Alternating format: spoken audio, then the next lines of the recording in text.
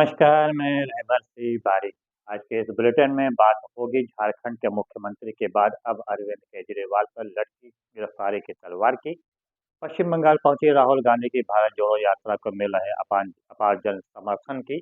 EVM को लेकर दिल्ली में मचे बड़े घमासान की और अंत में बात होगी आज के बजट की। तो शुरुआत करते हैं आज की सबसे बड़ी खबर से। जी हाँ, एक दिन पहले झारखंड के मुख्यमंत्री हेमंत सोरेन को दिन भर लगभग 7 से 8 घंटे की कड़ी पूछताछ के पश्चात आखिरकार ईडी ने उन्हें गिरफ्तार ही कर लिया।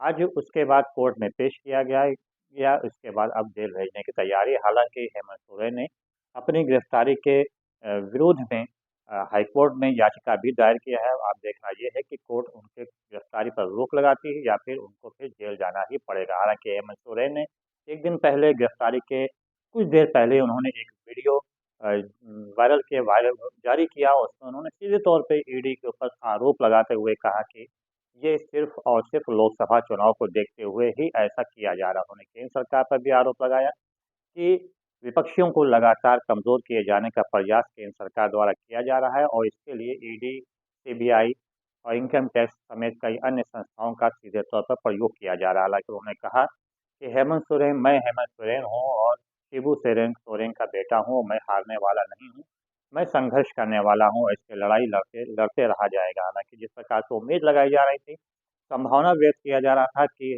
हेमंत सोरेन की गिरफ्तारी के बाद वहाँ की कमान जो है वो उनकी पत्नी कल्पना सोरेन को सौंपी जाएगी। हालांकि ऐसा नहीं हुआ, बल्कि उन्होंने अपनी ही पार्टी के तेज तर्रार और जिन्हें झारखंड का टाइगर भी कहा जाता है, उनके हाथ में वहाँ की बागडोर सौंप दी है। तो ऐसे में जाहिर तौर पर है कि जिस तरह बागडोर सौंपी गई है वो तेज तर्रार के लिए और काफ़ी मजबूत मुख्यमंत्री वहाँ के माने जा रहे हैं और उम्मीद जताई जा रही है कि इंडिया गठबंधन को मजबूत करने में और भी वो अहम भूमिका निभाएंगे। बहरहाल हेमंत सोरेन की तो गिरफ्तारी ईडी ने कर लिया। अब सबकी निगाहें जो हैं वो दिल्ली पर लगी हुई है, जहाँ पर ईडी ने एक बार फिर से समन भेजा है अरविंद केजरीवाल को, जो कि दिल्ली के मुख्यमंत्री हैं। उन्हें 5 तारीख को पूछताछ के लिए बुलाया गया है ईडी कार्यालय पर। ऐसे में अनुमान लगाया जा रहा है, संभावना व्यक्त की जा रही है कि अब अरविंद केजरीवाल को भी ईडी गिरफ्तार करके जेल भेज देगी। उधर कांग्रेस पार्टी के राष्ट्रीय अध्यक्ष मल्लिकार्जुन खड़गे ने सीधे तौर पर आरोप लगाते हुए केंद्र सरकार पर कहा कि विपक्षी दलों के शीर्ष नेताओं की गिरफ्तारी की जा रही है और ऐसा करके सीधे तौर पर लोकसभा चुनाव को प्रभावित करने का प्रयास किया जा रहा है। उन्होंने कहा कि हालांकि जनता देख रही है और देश की जनता इसका जवाब लोकसभा चुनाव में ज़रूर से ज़रूर देगी। उधर दूसरी तरफ ये भी संभावना व्यक्त की जा रही है कि अरविंद केजरीवाल और फिर उसके बाद फिर राहुल गांधी की भी गिरफ्तारी सुनिश्चित की जा सकती है। ऐसे में जिस प्रकार से विपक्षी दलों के शीर्ष नेताओं की लगातार गिरफ्तारी है, उसे देखते हुए ऐसा अनुमान लगाया जा रहा है कि जिस प्रकार से बांग्लादेश में सारे विपक्षी दल के शीर्ष नेताओं के साथ-साथ विपक्षी दलों के सक्रिय कार्यकर्ताओं को भी चुनाव से पहले जेल में डाल दिया गया था, कहीं ऐसा ही तो यहाँ भी नहीं होने वाला है। बहरहाल सबकी निगाहें अब 5 तारीख पर लगी हुई हैं, जब अरविंद केजरीवाल को ईडी ने पूछताछ के लिए अपने कक्ष में, अपने कार्यालय पर बुलाया है। निगाहें तो इस वक़्त सबकी पश्चिम बंगाल पर भी लगी हुई हैं, जहाँ पर राहुल गांधी की भारत जोड़ो यात्रा बिहार से निकलकर पश्चिम बंगाल पहुँच गई है।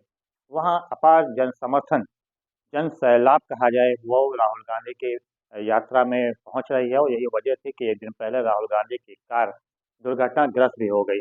हालाँकि कांग्रेस तरफ से ये कहा गया कि भीड़ को देखते हुए एकदम से ब्रेक मारा गया, जिसकी वजह से कार दुर्घटनाग्रस्त हो गई। हालाँकि इसमें राहुल गांधी बाल-बाल बच भी गए और ये भी सीधे तौर पे कहा, किसी के ऊपर आरोप भी नहीं लगाया गया, सिर्फ ये कहा गया कि यहाँ की जनता का प्यार था, जिसकी वजह से गाड़ी को नुकसान पहुँचा है। वहीं दूसरी तरफ ये भी कहा गया कि वीआईपी सर्किट हाउस में राहुल गांधी को जगह न दिए जाने के पर कांग्रेस जो है वो ममता सरकार पर भड़क भी गए। हालांकि ममता सरकार की तरफ से कहा गया कि इस संबंध में कोई जानकारी नहीं दी गई थी। वहीं दूसरी तरफ से कांग्रेस के प्रदेश अध्यक्ष अधीर रंजन चौधरी ने सीधे तौर पर ममता बनर्जी पर आरोप लगाते हुए कहा कि उनके द्वारा जिस प्रकार से जन सैलाब राहुल गांधी की भारत जोड़ो न्याय यात्रा में उमड़ रहा है, उसे देखते हुए ममता बनर्जी जो है वो परेशान हो गई हैं और काफ़ी दबाव में आ गई। इसी की वजह से ही भारत जोड़ो न्याय यात्रा को रोकने का प्रयास किया जा रहा है, उसे उसे विभिन्न प्रकार की बाधा उत्पन्न करने का प्रयास किया जा रहा है।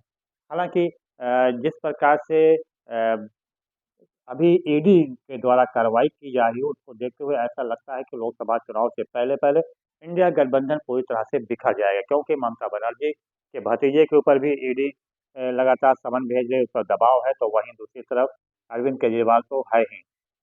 ले दे के बात बची सिर्फ उत्तर प्रदेश में, तो यहाँ भी अखिलेश यादव ने अपने 16 प्रत्याशियों की घोषणा भी कर दिया है और इसको देखते हुए कांग्रेस पार्टी भी भड़क गई। उन्होंने कहा कि जिस प्रकार से अखिलेश यादव ने 16 प्रत्याशियों की पहली सूची जारी किया, ये पूरी तरह से गठबंधन के अनुसार नहीं था।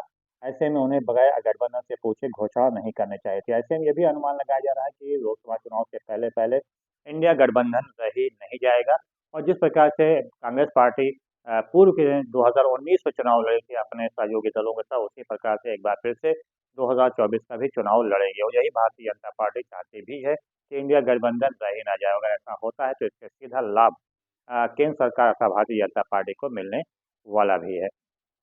बहरहाल देखना तो ये होगा कि किस प्रकार से आने वाले समय में अभी और को किसकी गिरफ्तारी सुनिश्चित होती है। फिलहाल ईवीएम को लेकर भी लगातार बवाल मचा हुआ है। एक तरफ जहाँ पर आम बजट सत्र चल रहा है, तो वहीं पर बगल चंद कदम की दूरी पर ही जंतर मंतर पर लाखों की संख्या में अधिवक्ताओं और सामाजिक कार्यकर्ताओं के साथ साथ अन्य सामान्य लोगों ने भी बढ़ चढ़ कर उस आंदोलन में भागीदारी किया, जिसमें ईवीएम हटाओ और बैलेट पेपर लाओ के नारे लगाए जा रहे थे। बहरहाल उसमें सुप्रीम कोर्ट के कई बड़े वरिष्ठ अधिवक्ता और सामाजिक कार्यकर्ता भी शामिल रहे और साथ ही साथ में लाखों की संख्या में लोग भी वहाँ जंतर मंतर पे मौजूद रहे। वो ऐसे समय पर ये धरना प्रदर्शन आंदोलन छेड़ा जा रहा है, जबकि इस वक्त बजट सत्र चल रहा है। आज उसका दूसरा दिन है। वहाँ पे बजट सत्र में प्रधानमंत्री नरेंद्र मोदी भी मौजूद है, तो वहीं पर अमित शाह भी मौजूद है। इस बीच ईवीएम को लेकर जो आंदोलन छेड़ा जा रहा है, जो जंतर मंतर पर धरना प्रदर्शन किया जा रहा है, उसमें निश्चित तौर पे कहा जा रहा है कि ईवीएम से किसी भी प्रकार से लोकसभा चुनाव नहीं होना है। लोकतंत्र को बचाने के लिए ईवीएम को हटाना ज़रूरी है और बैलेट पेपर से चुनाव कराना अत्यंत ज़रूरी है। बहरहाल देखना ये होगा कि क्या इस आंदोलन के साथ दबाव में चुनाव आयोग आता है या नहीं आता है, इसको आने वाला समय ही बताएगा। फिलहाल मामला सुप्रीम कोर्ट में भी पहुंच गया है और कई याचिकाकर्ताओं ने याचिका भी दायर किया है ईवीएम के खिलाफ। देखना ये होगा कि सुप्रीम कोर्ट इसको लेकर क्या एक्शन लेती है। फिलहाल एक्शन में तो केंद्र सरकार है, जिसने बजट सत्र में जो आज बजट पेश किया गया वित्त मंत्री के द्वारा, वो लोक लुभावने वाला बजट था। हालांकि कहने के लिए देने के लिए कुछ खास नहीं था, लेकिन अभी शुरुआती दौर में जो प्रतिक्रिया सामने आ रही है उसमें यही कहा जा रहा है कि सिर्फ लोकसभा चुनाव को देखते हुए ही ये अंतरिम बजट था और इसमें कोई खास ऐसी चीज़ नहीं थी जो जिसके ज़रिए युवाओं को या अन्य किसानों को या महिलाओं को बेहतर लाभ मिल सकता है। बहरहाल ये तो शुरुआती अभी प्रतिक्रिया है। अभी इस बजट पूरा सामने आने के पश्चात ही स्पष्ट हो सकेगा कि इस बजट में और क्या-क्या रहा है। जिस तरह हम आपके पास अब ये हम जब करा रहे हैं, जिस टाइम ये खबर वीडियोग्राफी से हमारी हो रही है, उस समय तक अभी बजट तक चल रहा था। ऐसे में शाम तक ही स्पष्ट हो, जब आपके सामने आएगा तब तक की काफ़ी कुछ चीज़ें स्पष्ट हो जाएँगी। बहरहाल तब तक के लिए रहबर तिवारी को दीजिए इजाज़त। बहुत-बहुत धन्यवाद। जय हिंद, जय भारत।